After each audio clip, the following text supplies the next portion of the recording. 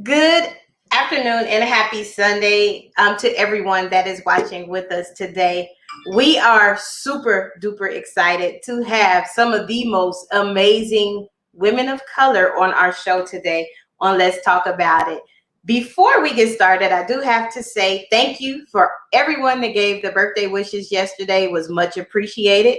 But today is our one of our mentors, our founders, our Mr. HBCU himself, Mr. Anthony H. Brown. Please show him some love and share him some birthday wishes as well. Today, we are super duper excited to have on Women of STEM.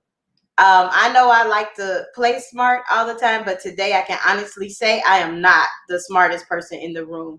We have some amazing talents, and I do apologize. We started and it stopped. I had a little technical issues on my end, but we are going to get started. We have 6 of them. This is Miss PJ Lindsey. We have Miss Carmen Dyer. We also have Miss Makia Harris. So these ladies, like I said, today I am not the smartest person in the room by any means. Just some of the positions that they have and things that they bring to the table. I'm like, okay, what do you do? I don't even know what that is. But I am super duper excited about the experiences, things that they want to share with you. So we can start. We can start in any order. We can start with Miss PJ Lindsey. She can tell us exactly what she does and her journey to success. Hi, I'm PJ. I'm a principal software engineer. I actually lead a team of software engineers. I have an organization of engineers that reports to me. And then also, I am the DevOps lead on a project. So, how I got started is I majored in computer science in college, but that wasn't my original major. My original major was actually English, and I wanted to be a writer. I actually had a lot of different interests in college, but people kept asking me if I was going to be a teacher as an English major, and that did not appeal to me at that time. So, my aunt actually told my grandmother to buy me a computer because my aunt was also a computer science major at that time. So, and that was back when very few people had computers unless they were in college. So she bought me a computer, and kind of the rest is history. And I got my job via a career fair at my school, and I was an intern, and then they hired me full time, and I've been there ever since. So um, really grateful that I was able to immediately get into a really good company and have the support of my fellow employees, 2 employees in particular. One that was my mentor when I was an intern, and then one was our supervisor. And they allowed me to do work and make decisions even when I was an intern. So that really kind of set me on the path that I am now. Thank you for sharing that. That you said a career fair is what piqued your interest into what you're doing. Yeah, so actually I was already a computer science major, but career fair is where I got the job at my current company. I've been at the company since I was in college. So um handed them my resume, got called up for an interview. I was actually prior to that career fair, I was supposed to go to a career fair at a different company, but I was leaving home to go there, and my car had been broken into. Wow. So I didn't make it to that one, and so then I went to the following one at my school and got the job that I have now. So it worked out. Hey, divine intervention. One door Hmm. closed, many open. I've learned that in this life.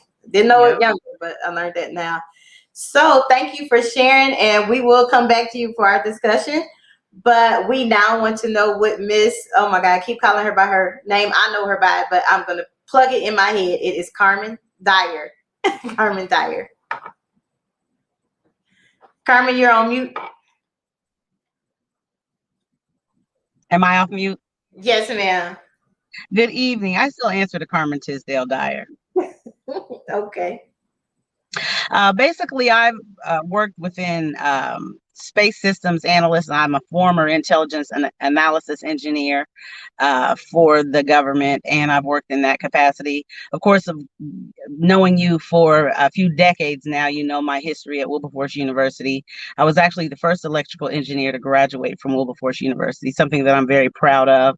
I've been able to give back and support my school with a scholarship that I have there that is in my name. So one of the many things that I'm very proud of with regards to STEM and women in STEM and people of color within STEM as well.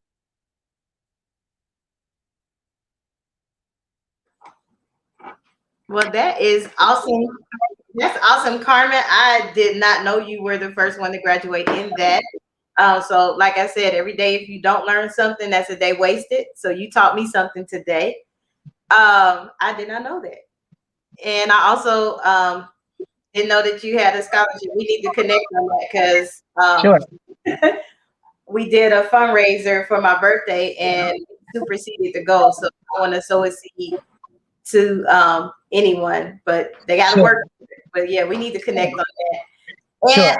And our guest we have, Makia Harris. She is going to tell us what she does.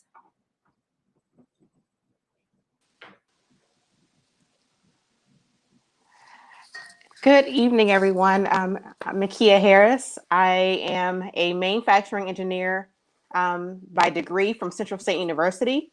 But for the last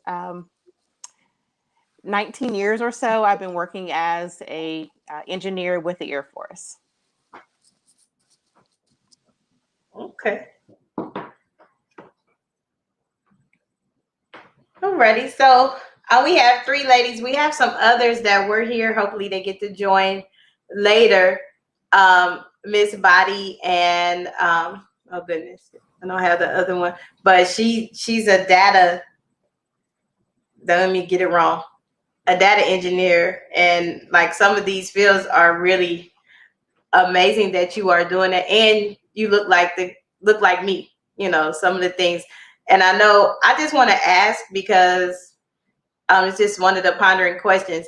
Did Hidden Figures was like a proud moment for you all being in that field? Everybody's like, yes. Absolutely. Absolutely. I actually watched that with some other female coworkers. We took off work early to go see it at the movies. So really loved it and was really upset that I did not. I agree with you 100%, especially seeing that one of those women was also a Wilberforce University grad was an even prouder moment for me. It's great to have a lot of firsts, and of course, we cannot definitely miss that, but it's very important that we ensure that we're always highlighting the positive things that women of color, that people in general are doing. And so I'm grateful that it is women like those who have inspired us to continue to do positive things within the world. Now, one of the questions that I ask everybody when they come on and they share their stories, who influenced you? Like your field, like I shared when we were backstage, I had a roommate, like engineering was her major, and I looked at some of her homework and it made my head hurt. Just being really honest. Who pushed you? That's a hard field. And especially being a male dominant field as well. Like who pushed you to get to where you are now? So I guess I'll go first. So I was exposed really early. I was always one that was a child that was always exploring and taking things apart and trying to build things and wondering how things worked. And then I was able to participate in a math and a science work was offered at Central State University by I think the local AKH chapter there, and that really set in motion for me very early in wanting to go into the sciences. And then I had a cousin who had recently graduated with computer science from Howard University. So talking early exposure and talking to him, it really made it, brought it home and helped me focus on engineering as a career. Wow. So several of you are from Dayton, the Dayton, greater Dayton area, Xenia, Springfield. I think I heard those. Do they have programs still? I know when I was younger, they had like young astronauts. It was kind of cool. We got to go out to Wright Pat and fly the planes, but we had a pilot. I did it. You know, my mom had to sign my life away. But do they offer those programs for kids as well, like now? Yes, those programs are definitely still in around and in the area. I was able to, with the government, work on a program called Right Step. I believe a few other people have also supported that program. I was math coordinator for a few years for that endeavor. Ultimately, focused on inner city youth and trying to get them more exposure to the areas of STEM. But there are a plethora of organizations that continue to support things very similar to that. I believe Sinclair, I know, also has a program that a few of us have also supported, and it's also called Women in STEM. And we've been able to go through the summer and mentor women of all backgrounds and ages through the summer for their initiative as well. So I definitely think that it's something that is important. It's vital to ensure that we're continuing to educate and inform and ensure that we're having a diverse perspective of young people with regards to the areas of STEM. Oh wow! I didn't know you've been busy since you left Wilberforce, Carmen. I didn't know you did all these things. Like, you know people, but you don't know in depth what they actually do. So I'm excited. We also have she is joining us, and we have Miss Melody. How are you? You glad you made it? I'm well. How are you? Good. And she's going to share what we were talking about actually were programs and the significance of having women of color in STEM. But before we continue with our conversation, I would love for you to tell us what you do in the field. Well, hello again. I'm Melody Finister. I am a data scientist for the Department of Defense under the Air Force. And basically, I do risk assessments and analysis for on large data sets to provide insight on like questions regarding anything from planning and programming to battle space characterization. So that's is like I can help the warfighter directly, or my work can directly inform policymakers. Wow. That's very impressive. You said you help war pilots? Is that what you said? The warfighter, like Air Force or any Air Force military personnel that's actually have boots on the ground or fly aircraft. The analysis that I perform can inform them on like anything from statistics on where they are located, probability of reaching a certain target, things like that. Oh wow. Well, is that like GPS or? Yeah, I it's not GPS stuff. It's more like using large, desperate data sets to inform, Wow. things on the battlefield. Wow. Like I've expressed earlier, I am definitely not the smartest in the room today, because I wouldn't even. You have to look at graphs and things, Melody, or what do you have to do to interpret that? I can use any type of graphics, visualization. If you look at Google Earth and you can go and look at different areas of the world, I can like do typography, geography, land maps, things like that. all those type of things. If you think about, if you've seen a movie where they are like in a dark room and they have all these like TV screens or computer screens around, and they're doing analysis to solve a problem or to Mhm. address a need, that's kind of the stuff that I do. Wow. Yeah. I would be like lost. It took me forever to get out of the escape room. Have y'all ever did that before? Yeah. I need to have y'all on my team because if she can do that right there, I know she can get us a prize and we can win real fast in the escape room.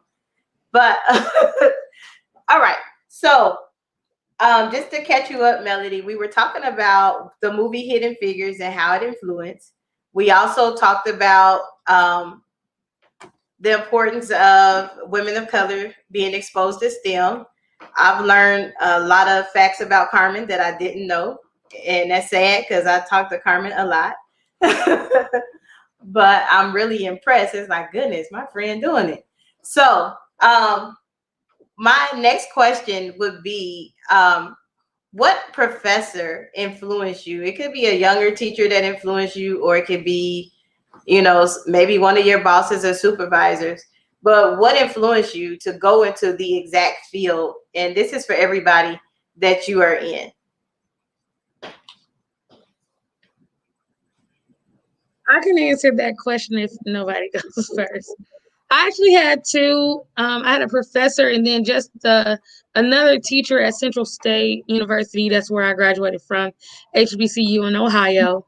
But he wasn't my professor. So the first professor, her name was Dr. Kimberly Kendricks. She had her PhD in pure math. And Dr. Gorgie, he was an engineer. So these two influenced me in two separate ways. When I first met Dr. Kendricks, I'm like, yeah, I love math. I want to do something with math, but I don't want to be a teacher.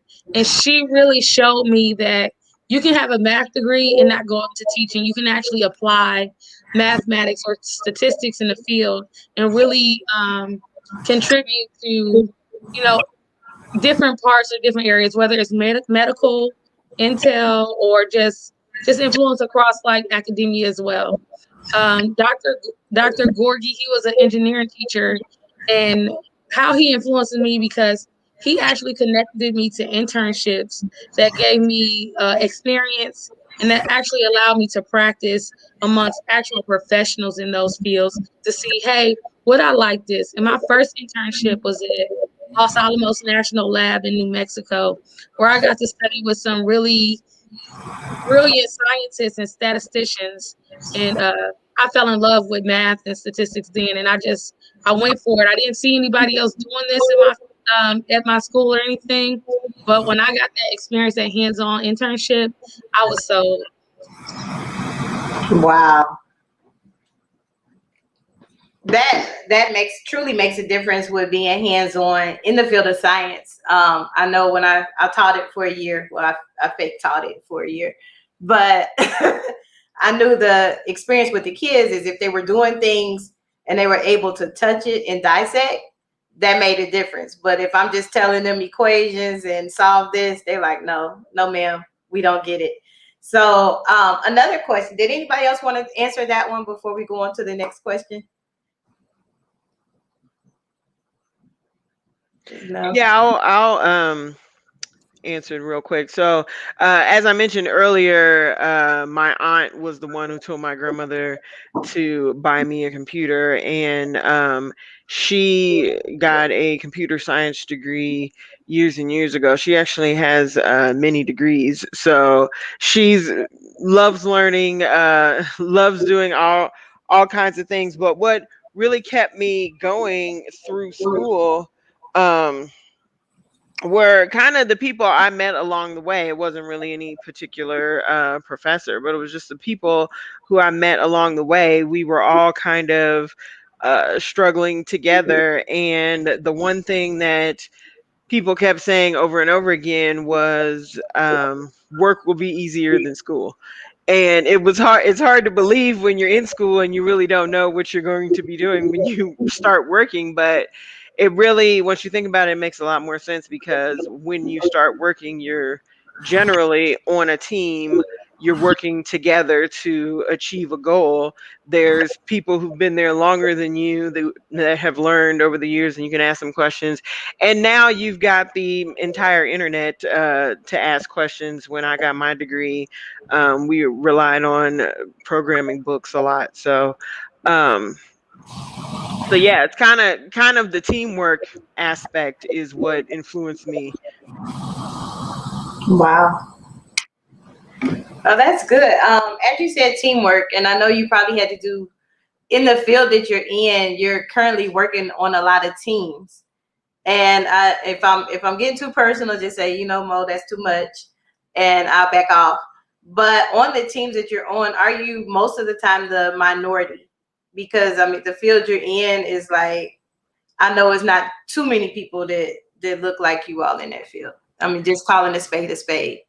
Yeah, absolutely. I'm actually, as I mentioned, I'm a lead and a supervisor, and I am the only one that looks like me. So I Wow. guess at some point, I don't know, I kind of didn't worry about it anymore, but it was because when I was an intern, the two people who I worked closely with listened to me, allowed me to make decisions. And even though I was just an intern, they could have had me making coffee and taking notes or something, but they actually, let me do real work from the beginning. And it's unfortunate that I've heard from people, not only in my company, but at other companies that haven't had that same experience. And at my company, we're really trying to change that. We're really trying to work hard to give these opportunities to a more diverse set of people, so that they don't have to struggle like That's other good. people did. But yeah, it, people don't realize is that the smallest things can really help someone stay on track. Even just kindness at work can help somebody stay on track because they're dealing with so many different things. Just being kind to other people at work can help them stay on track. So That's true. I mean, sometimes a simple good morning, and I used to purposely do that to people, especially people I know they really are gonna look at me and like, why is she speaking? But you don't know how that may change a person's day, and I'm glad you touched on that specific thing right there. But we answered all of our questions, pretty much the ones that I may have. I don't see any in the chat, but if you are watching on the replay, we do have a ton of people that watch on the replay. Some people watch at different times, they watch on the YouTube. So if you have questions for these ladies, I will make sure that they get them. And also, if you want to know further about them, I'll make sure they get that information as well. But one of the things for me that I always ask everyone on here is, what would you tell a teenager that may be graduating from college? Graduating from high school, or a recent college graduate? Because I know that the steps that you have taken to get to the level of success you're on had to be like nothing overnight. Because I'm like, goodness, you just schooled me on what you do, and I'm still trying to figure out, okay, what does that look like? So but what would you tell a recent high school graduate or a college graduate that is interested in the field that you are successful in? Well, I'll start, and I would probably first lead with saying, stay the course. And ensure to always follow your dreams. It was in high school when I gained an initial interest in electronics and robotics and said, I think that that's a direction I want to go in. Not necessarily knowing all that it entailed and everything that would be involved with it, but I loved math and science. I was good at it. And I said, this seems like a career path and a direction for me. Of course, along the way, there were many hills, there were many valleys, and some struggles. Uh, I remember my Calculus 1 class freshman year. I didn't pass it the first time. I ended up withdrawing, but then I had to take it again. So I had to stay the course. I had to continue to keep pressing towards the mark. At the end of the day, I had a goal that I needed to accomplish, and I wanted to ensure that I saw it through to completion, in which I did. So just always ensure to follow your dreams, even though you may not necessarily know what the end will be and what it will look like. Just keep going after those things that you love that you enjoy, and hopefully along the way you will get pure glimpses of happiness and be able to not only share with others, but then also bring others along the way. So that would be one thing that I think that would be important to share with high schoolers as well as college graduates. That's awesome, Carmen. Good words of encouragement. Did anyone else want to share?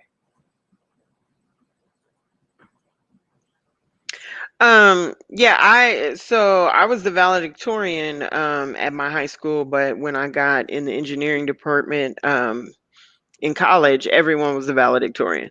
So college is really kind of the kind of levels the playing field as far as, it kind of doesn't matter what you did in high school. Once you get in college, whether you were the best or the worst, it really doesn't matter. Once you get there, if you work hard, then you can see yourself through, like Carmen said. So really don't don't rely on being smart in the past, and you study and keep your head in the books, but then also don't feel bad if you weren't the smart one in the past, because anybody can pick it up and study and do well at it. So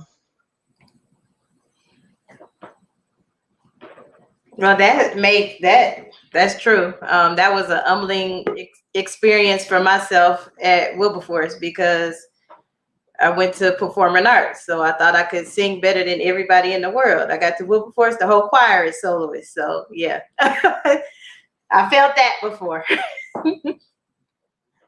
So what about you, Melody? Yeah, I would just like to, piggyback off of them about, seeing your dreams through. But I think I have a very different perspective. I feel like you got to have grit, right? I didn't know where I was going to end up. I was awarded a court growing up. I was in and out of the system.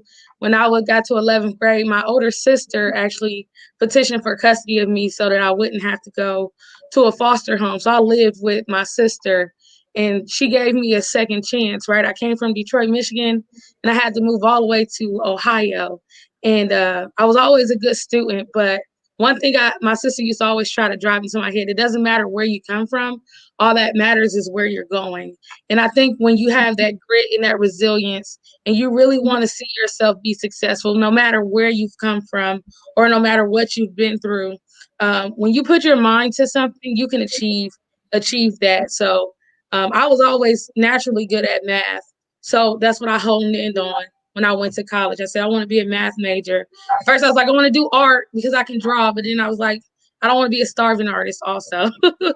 So just really showing that grit and making my way through college, just having that resilience and having those people in your corner and knowing that, okay, what happened in the past was in the past, but you have the control over where you go in your life. Just recently, someone told me, hey, who would have knew that you would change the world? And I said, who didn't? And it was so crazy because I'm like, some people will not believe in you, but that doesn't mean that you can't believe in yourself. So always follow your dreams and see your goals through to the end, and give yourself the benefit of the doubt. And if you fail fast, fail quick, and get back up and try and go at it again, because you always learn something through each failure as well. So that's what I would tell either a college student or a high school student, that you can do it. Wow, I like that. I might need to apply some of what you said to my own life. Fail fast, keep it moving. That is wonderful. And we also have Makia Harris. I don't know if you heard part of that conversation, but what we're talking about now is what we would tell a high school graduate or a college graduate going into the field of STEM. Okay, I was able to hear Melody's and completely agree. Continue to pursue. Don't allow any obstacle that you may face, whether it's friends or other external situations, even teachers sometimes, don't allow what others say. If you have it in you, if it's a passion of yours, if it's something that you know you want to do and you are able to do, just put your head down and just keep moving and seek out those people around you that can help you get to where you need to be. Whether it's a mentor or a teacher, even someone else that you are, another adult, or if you have siblings or other friends that are older that can help you get to where you need to be, or at least provide some insight. Definitely, you want to do that. Even as you go through college, and everyone's situation is different. Like for me, math came easy. School came easy for a while, and it probably wasn't until probably my junior year of college that I even had to learn how to study. But don't give up. Like, get the resources, get the tools that you need to keep going. And as you are going into your career, you may have gone to school for one thing, one area of engineering, and end up with a position doing something completely different. Utilize every resource that you have. Something that someone always told me back when I was in school was that if you're an engineer, you can do anything. And so it doesn't matter if you are doing exactly what you went to school for. Manufacturing engineering is completely different than working computers and cyber, but that's where it can take you. It can, engineer. You have as an engineer, as a scientist, you have the cognitive ability to pretty much do anything you want to do. If you put your mind to it. So I would say just make sure that you don't give up. It may get a little rough. Life comes at us in different ways, and it may, throw us for a loop, but dust yourself off, as Melody said, and get back up and keep going. And the sky's the limit.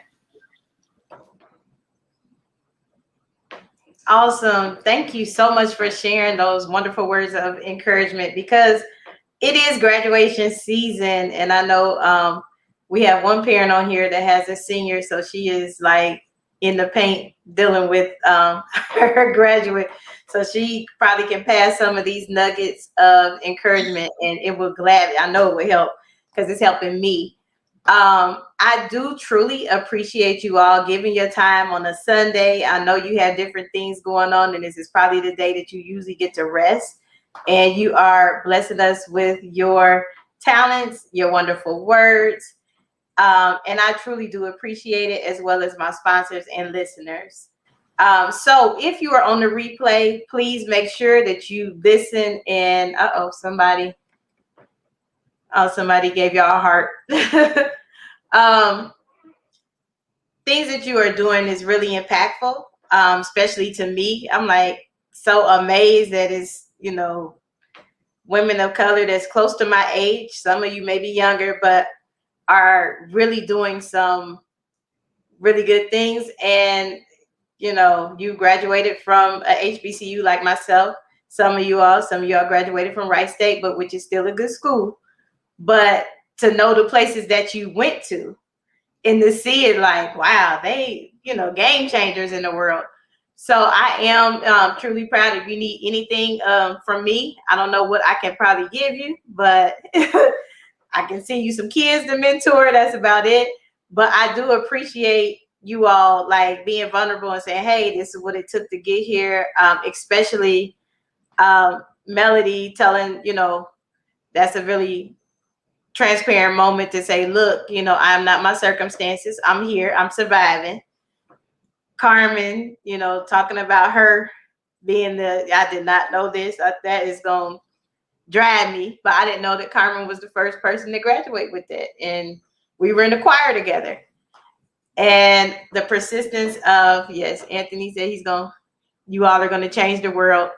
And it's his birthday today, so he's giving us time to watch you all. But just to know that you all, different walks of life, same city, just about same area, and you are game changers in the field of STEM. So I am excited. I was excited that you all would even give me time to come and speak. Did you all have any parting words before we get out of here to tell people? Because everybody frozen. I don't think that I have any parting words to the people. I would just like to say thank you again for hosting this. Thank you for having us. Thank you for allowing us to share a piece of our journey. It's important, it's necessary, and we look forward to continuing to do great things in the world of STEM. Thank you. You are very welcome. Thank you for sharing your friends with me, because I asked Carmen, I was like, Carmen, I've been wanting to do this show forever, because they don't believe that there are people of color in this field. So I thank you for like, look, give me 5 minutes. I'm going to contact some folks. That's what it's about, teamwork. And I appreciate you for that. Did anybody else have anything to say before we go? Like, don't all speak at once. Thank you so much for having us on. Actually, I actually just did an event for my company where people from across the business in different locations kind of gave their experience. So I was able to tell kind of a similar story to people across my company that didn't know me at all. So I'm really happy that I can share my story and that it will help someone and maybe put them on the path to STEM. And, if you want to do it, do it. Don't think I don't know how to do it or I'm not good enough or whatever. If you want to do it, you can do it. That's pretty much it. Right. And I probably watched the replay about 3 times, your vulnerable moment where you say, look, I was a valedictorian and I got in there and felt like, yeah, that's what people need to hear. Because in my line of work where I'm dealing with parents and everybody's has the next LeBron James or the next football player that's the greatest out there, for parents, sometimes it's hard for them to like, look, you're not just competing with your state, you're going against everybody. So I'm glad you shared that. I might just clip that part and just play it in my intake meetings with parents. But thank you.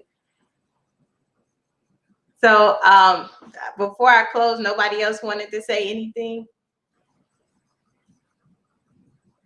Makia, Melody? No, Melody like, not, I think my piece. I'm saying No, thank I you for what just, you know, if you are, you can always reach out to me if you're looking for mentors or things like that. I love giving back. I love helping youth. I always can look at a resume or something, but thank you for having me nonetheless. Yes, I would definitely keep y'all in the rotation and make sure. If you are watching, please know that you can see this on Facebook. You can see this on YouTube. You can also see this on LinkedIn.